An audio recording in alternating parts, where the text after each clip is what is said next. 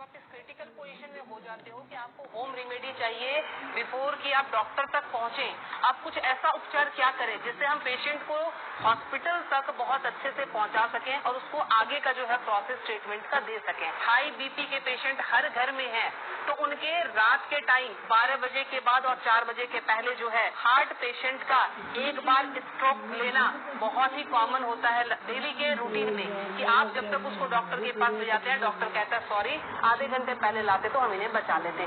तो वो time spam आपको कैसे बढ़ाना है ताकि हम मरीज को ट्रीटमेंट दे सकें। तो उस केस में आपको क्या करना है, ध्यान रखें। ये जो हमारे फिंगर्स के सामने ये नाखून जो मैं पॉइंट कर रही हूँ, इस पॉइंट को आप लोकेट करके ध्यान से देखें।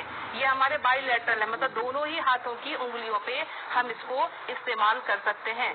जब भी आपको लगे कि कोई पेशेंट बिल्कुल उसका जो है बीपी बहुत हाई चला गया है और आपको डॉक्टर तक जाने के पहले अगर उसको स्ट्रोक ना आ जाए, लाइफ उसकी खत्म होने से बचाने के लिए आपको सिंपली क्या करना है, आप कोई भी पिन ले लेंगे। पिन लेके आप उसको सिंपल कि जिस तरह से हमने पिन लिया, आप घर में सेफ्टी पिन ले सकते हैं, क्योंकि उसको थोड़ा सा आपने डिटॉल या उसे स्टरलाइज कर लेंगे। स्टरलाइज करने के बाद सिंपल आप यहाँ पे प्रिक करेंगे और प्रिक करके यहाँ से आप थोड़ा सा ब्लड जो है इस तरह से 5 to 10 ड्रॉप इस तरह से निकाल देंगे। ये ध्यान रखें, ये बहुत ही इमरजेंसी केस है और ये करते ही आपके पास पेशेंट के लिए एटलीस्ट 3 से 4 घंटे मिल जाएंगे कि आप उसको डॉक्टर के तक सेफली पहुंचा सकते हैं और वहाँ उसको ट्रीटमेंट मिल सकता है। दूसरा काम, अगर ये भी करने की हिम्मत आप में नहीं है, फ्रिज का ठंडा दूध 1 गिलास उस पेशेंट को पिला दें। ठंडा दूध पिलाते ही आपके पास ड्यूरेशन बढ़ जाएगी, आप 2 घंटे तक हॉस्पिटल के अंदर उनको लेके आप जा सकते हैं। ध्यान रखें। दूसरी हमारी अलार्मिंग कंडीशन जो होती है वो होती है एसिडिटी की। एसिडिटी समटाइम्स इतना हाई हो जाता है कि रात को सोना मुश्किल, सीने में जलन और भारीपन, उस केस में भी लगता है जैसे हमें हार्ट की प्रॉब्लम आ रही है। उसमें क्या करेंगे उस केस में कि हमने इस पॉइंट को, एसिडिटी के केस में आपने इस पॉइंट को लेना। पॉइंट लोकेट कैसे करेंगे, तो आपने इस तरह से अपने थंब के इस वाले पॉइंट को, फर्स्ट पोर को यहाँ से मेजर कर लेंगे खोल के।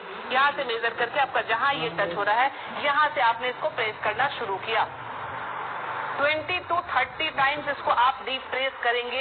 एसिडिटी बन रही है या फिर सर दर्द हो रहा है एक्सट्रीम पोजीशन पे, आपको उस समय वो रिलैक्स देना शुरू कर देगा, क्योंकि जब जलन होती है आपके बर्ब्स निकलते नहीं है, इसीलिए वो यहाँ पे अटैक कर रहा होता है, जिससे पेन आना शुरू हो जाता है। तो आपको क्या करना है, इसको प्रेस करेंगे, आपको रिलैक्सेशन होना शुरू हो जाएगा।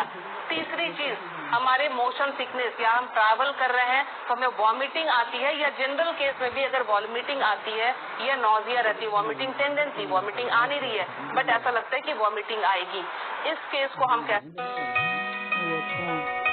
क्रीज ले लें। ये रिस्ट के क्रीज आपको दिख रहे हैं, इस क्रीज से, ये जो क्रीज हमारी बनी हुई है, इस क्रीज से अपने ही फिंगर को रखना है। ध्यान रखना है, अपने फिंगर के 2 फिंगर को रखना है।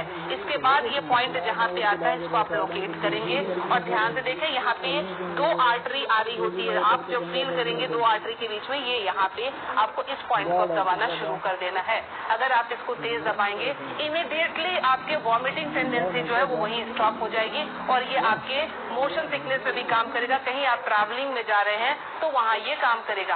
अब मोशन सिकनेस को रोकने के लिए घरेलू उपाय क्या करें। पुराने जमाने में ध्यान है आपको 10 पैसे के और 5 पैसे के सिक्के मिलते थे। वो सिक्के अगर आपके पास हैं तो सिक्के को सिर्फ मुंह में रख लेना है, कुछ नहीं करना है।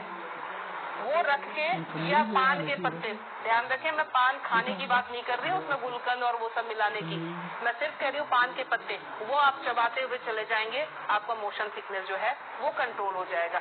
तीसरी चीज जो आती है एलर्जिक अस्थमा की, मतलब एकाएक ही आपको स्ट्रोक आया और आपके जो है बिल्कुल सांसें फूलनी शुरू हो गई, सांस नहीं आ रही है, हेवीनेस आ रही है, उस केस में आप क्या करेंगे, अपने नाक को खोलने के लिए, ताकि ब्रीदिंग आपकी एकाएक स्टार्ट हो जाए, आप अपने हाथ को लेंगे और इस तरह से नाक को सटाएंगे। नाक की टिप जो है हाथ के जिस पार्ट को टच कर रही है उसको दबाना शुरू करेंगे और ये बहुत पेनफुल होता है। ध्यान रखें, आप अपने आप भी इसको दबा नहीं पाएंगे, बहुत ज्यादा पेन होता है। हमने पेशेंट को ऐसे किया, ये टिप जहाँ पे आया, और ये 90% पेशेंट को ये पेनफुल वैसे भी होता है। आप उठा लीजिए, अब ये जहाँ पे इनका टच हुआ था, ये जब हम दबाएंगे 90% पेशेंट को वैसे भी, क्योंकि हल्के हल्के एलर्जी की प्रॉब्लम इन दिनों महामारी के बाद लंग्स सबके वीक हुए हैं, तो सबके जो है ये प्रॉब्लम रहती ही रहती है। लास्ट में आपको बता दी इंसोम्निया के लिए, नींद नहीं आती है उस केस में आप क्या करेंगे? नींद नहीं आने के केस में हमें क्या करना है कि ये हमारा ईयर लोब है, ये पूरा सेक्शन जो है ये ईयर लोब का है। रात को आप क्रीम या तेल लेकर इस सेक्शन की इस तरह से हल्के हल्के हाथों की मसाज देंगे। ये हल्के हल्के हाथों की मसाज देंगे, इससे आपको नींद आनी अच्छी शुरू हो जाएगी। साथ में और क्या इंक्लूड करें, हमारा जो टॉप ऑफ द हेड है, बिल्कुल सर का ऊपरी सिरा, यहाँ पे आप टैपिंग करेंगे। टैपिंग करने का मतलब हल्का हल्का आप इसको ठोकते जाए, ये इसको वाइब्रेट करें। वाइब्रेट करने का मतलब आप यहाँ से जो है एनर्जी हमारे जा रही है नीचे, क्योंकि आपको पता है ये माउंटेन बना हुआ है, यहाँ से एनर्जी का फ्लो शुरू होता है। तो ये एनर्जी जो है पूरी जगह जाएगी और आपको बिल्कुल काम कर देगी, शांत कर देगी। तो ये 5 अलार्मिंग पॉइंट आपको हमेशा के लिए याद रखना है।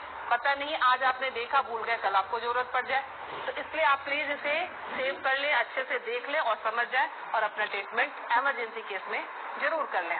मैं